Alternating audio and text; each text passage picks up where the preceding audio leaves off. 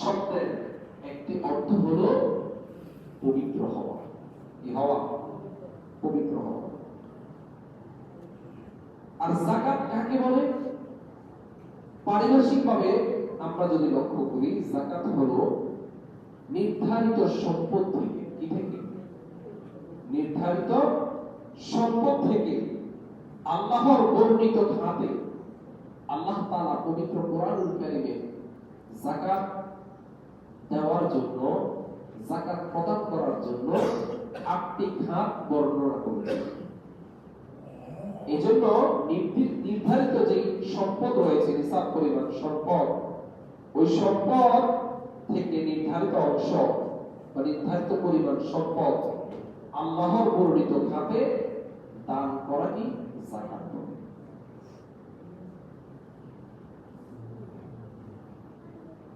যাকাতের যে বিধান সেটা ফরজ। কি পরিমাণ, কতটুকু পরিমাণ যাকাত দিতে হবে সেটাও আল্লাহর হাবিব সাল্লাল্লাহু আলাইহি ওয়াসাল্লাম একেবারে সুস্পষ্ট ভাবে বর্ণনা করে দিয়েছেন। সেটা কি?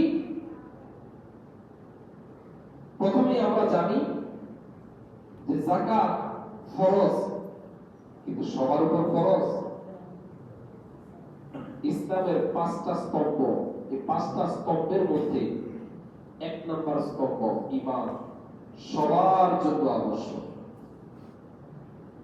2 নম্বর নামাজ, ঈমান যতজন আনবে নামাজ ততজনের জন্য ফরজ। সকল ঈমানদারের জন্য নামাজ ফরজ। রোজা, সকল ঈমানদারের জন্য রোজা ফরজ। কিন্তু যাকাত এমন একটি শরঈ বিধান যেটা সবার উপরে ফরজ নয়। কিছু লোকের উপরে আল্লাহ তাআলা যাকাতকে ফরজ করেছেন। কাদের উপরে? যাকাত কাদের উপরে ফরজ? 5 শ্রেণীর ব্যক্তির উপরে যাকাত ফরজ। এই 5টি বৈশিষ্ট্য, 5টি শর্ত যে ব্যক্তির মধ্যে পাওয়া যাবে ওই ব্যক্তির উপরে যাকাত ফরজ। এজন্য বলা হয় যাকাত ফরজ হওয়ার জন্য শর্ত হলো 5টি। কয়টি? খেয়াল করবেন, যাকাত ফরজ হওয়ার জন্য শর্ত হলো 5টি। কয়টি? এই 5টি শর্ত যদি কোনো ব্যক্তির মধ্যে বিদ্যমান থাকে তাহলে ওই ব্যক্তিকে যাকাত আদায় করতে হবে। 1 নাম্বার, ব্যক্তিকে মুসলমান হতে হবে। অমুসলিম ব্যক্তির উপরে যাকাত ফরজ নয়। 1 নাম্বার হলো কি? ব্যক্তি মুসলমান হতে হবে, ঈমানদার হতে হবে। কারণ একজন মুসলমানের জন্যই আল্লাহ তাআলার এই বিধান। এজন্য প্রথম শর্ত মুসলিম হওয়া।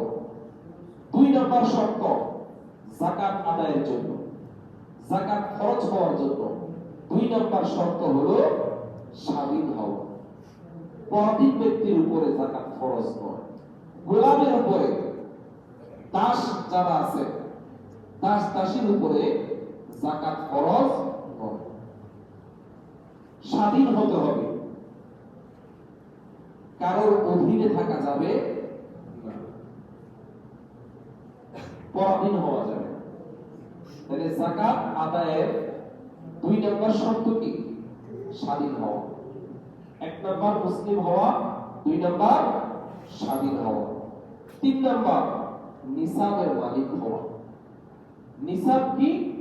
নিসাব হলো শরীয়তের দৃষ্টিতে, শরঈ দৃষ্টিকোণের ভিত্তিতে নির্দিষ্ট পরিমাণ সম্পদের মালিক হওয়া।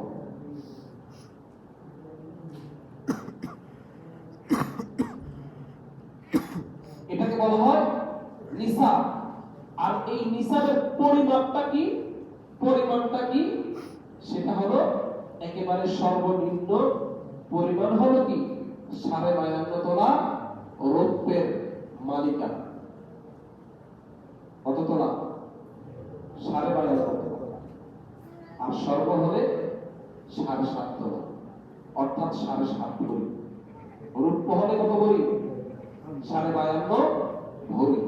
অর্থাৎ 52.5 ভরি রৌপ্য, অথবা এই 52.5 ভরি রৌপ্যের সমপরিমাণ কি অর্থের মালিক হওয়া বা অর্থ থাকা, এটাই হলো নিসাব।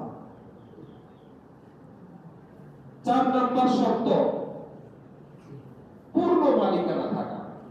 এই যে 52.5 ভরি রৌপ্য আছে, এখন 2 জনের মিলে আছে, একজনের না, তাইলে হবে